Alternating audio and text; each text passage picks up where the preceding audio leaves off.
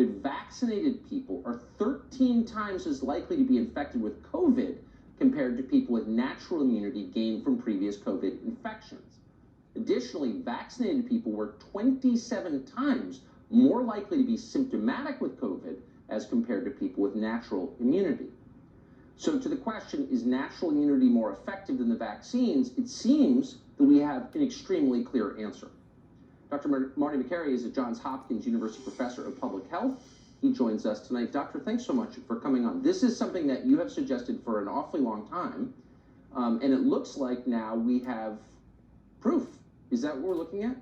Yeah, we've had these debates now for 19 months in the medical community, and as we're seeing vaccinated immunity wane over 6 months, it turns out natural immunity is about 19 months into this pandemic. It's effective, it's durable, and it's going strong. And I think a lot of public health officials have been afraid to acknowledge that because they're worried people will just go out there and get the infection and not the vaccine. Look, I want people to get the vaccine. If they're non-immune, I think the vaccine saves lives. But let's be honest with people. The hesitancy with vaccination is because we've not been honest with things. We've not been honest about natural immunity. We've not been honest with the data. We should say complications from the vaccine. They happen, they occur, they're extremely rare, and it favors vaccination over natural immunity. But we've got to acknowledge natural immunity is real. This study had 700,000 people in Israel. It affirms 14 other studies, and another one from Israel showed it was 6.7 times natural immunity was over vaccinated immunity. And the reason is you probably get more of an antibody response to the entire surface of the virus,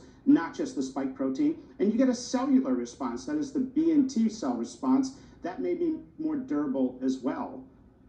So we can measure whether someone has natural immunity. We're not guessing about it. You can take a blood test. I've seen it. So why would, if it's more effective than the immunity conferred by the vaccines, why would we be mandating the vaccines on people who have more effective immunity already? That seems insane, I think would be one word for it.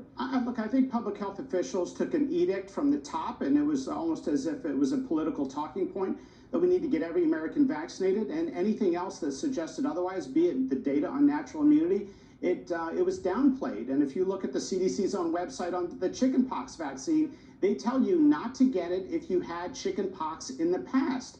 It's the same immune system. It's just this immunity has been politicized with this talking point from on high. Look, the medical establishment had a hypothesis that natural immunity was not going to work. That was a bad hypothesis. It was wrong. The data has now shown that.